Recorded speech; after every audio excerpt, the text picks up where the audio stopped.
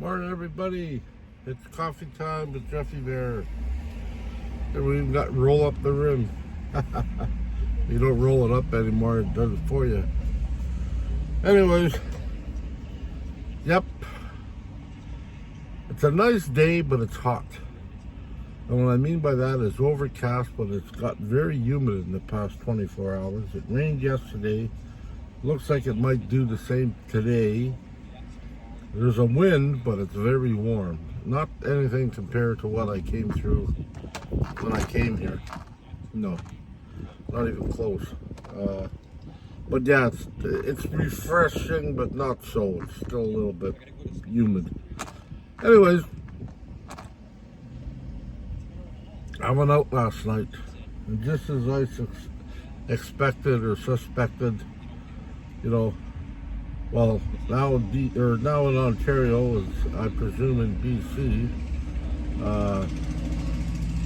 to go out anywhere here, you have to show your paper saying that you've had both your shots, and they have to be within 14 days. You know, or you can't get in. But I witnessed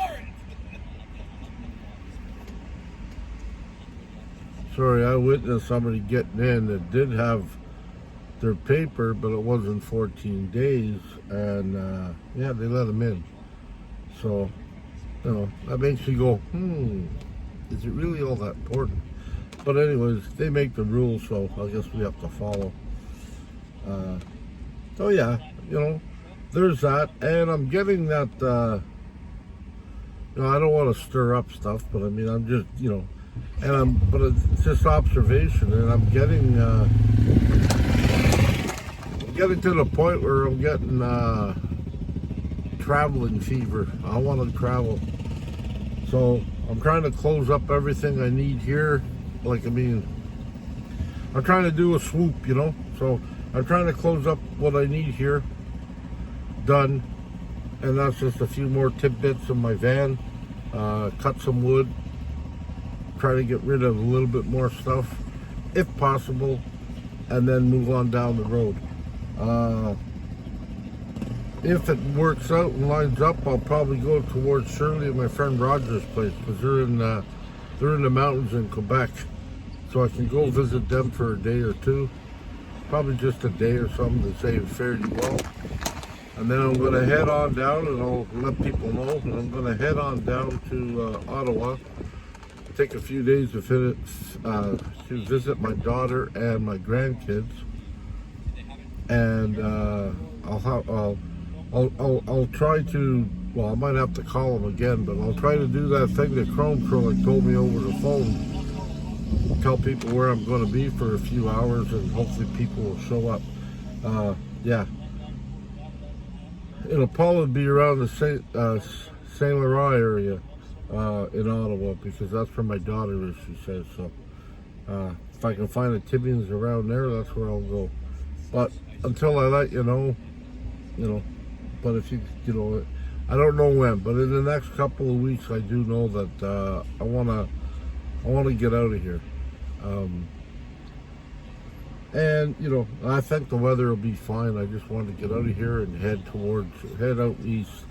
I definitely want to stop in Manitoba if I can, and do the same thing. You know, shout out to people, here I am.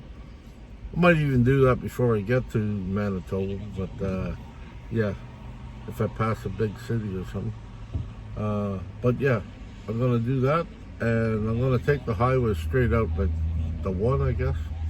Yeah, I'm not going to go off-road or anything like that, not till I get further in, but and I'm going to make my way this time to probably Calgary, as my friend Mark out there calls it, Cowtown.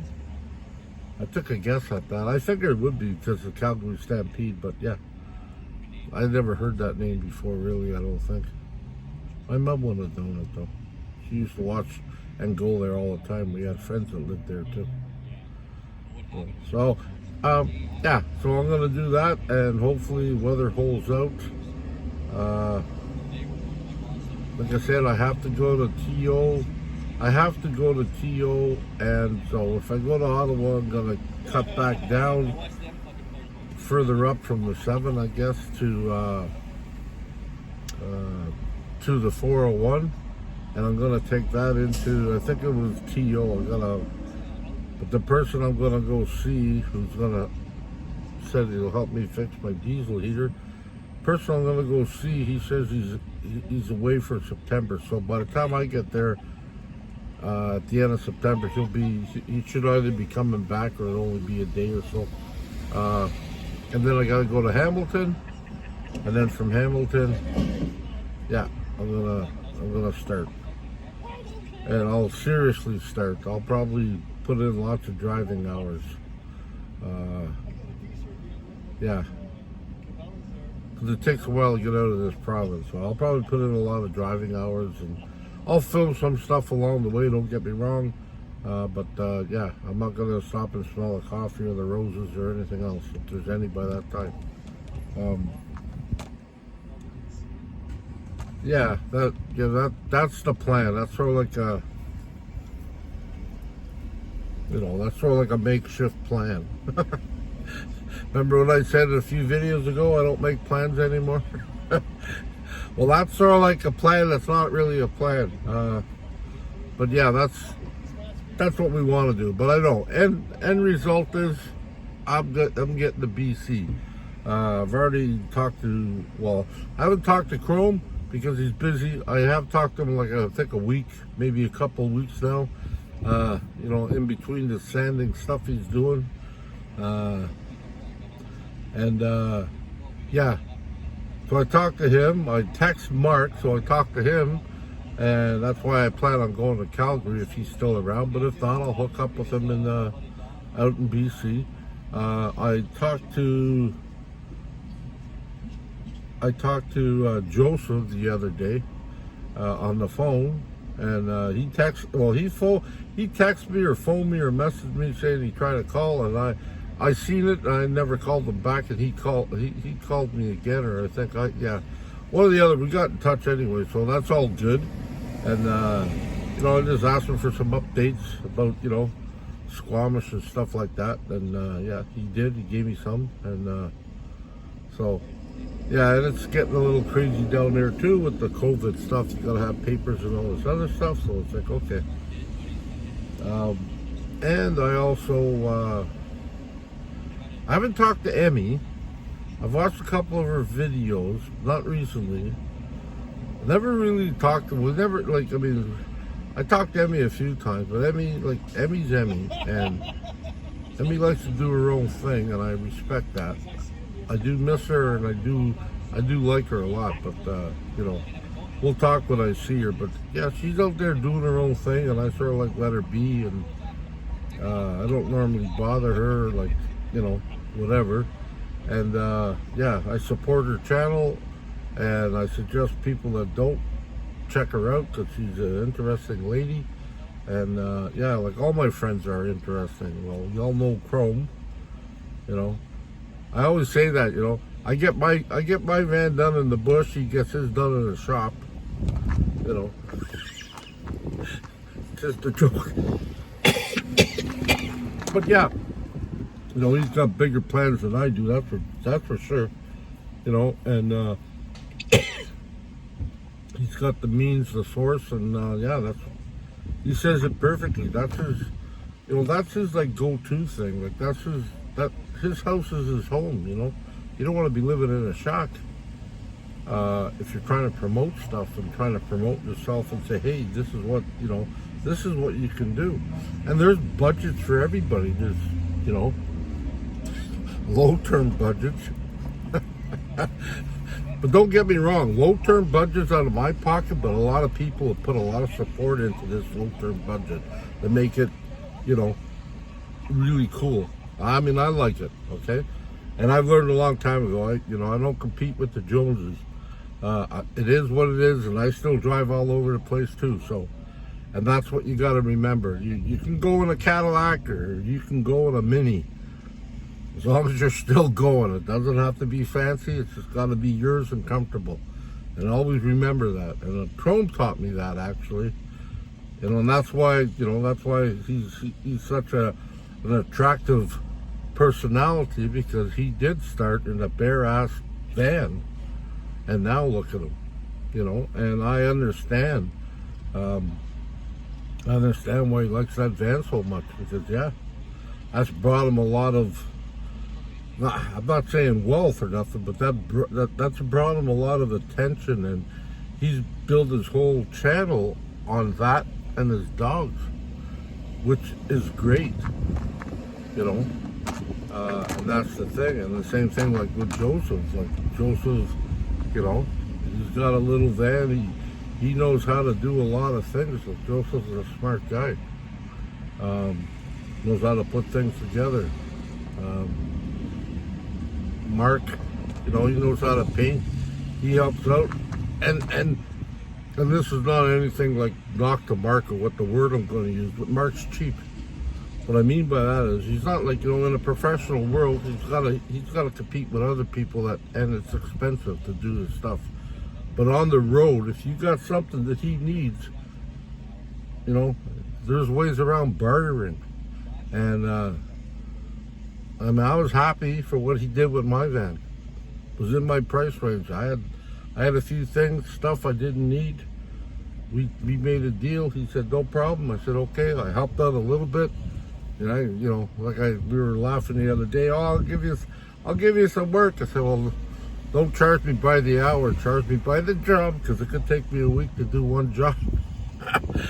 I don't move fast anymore. Look,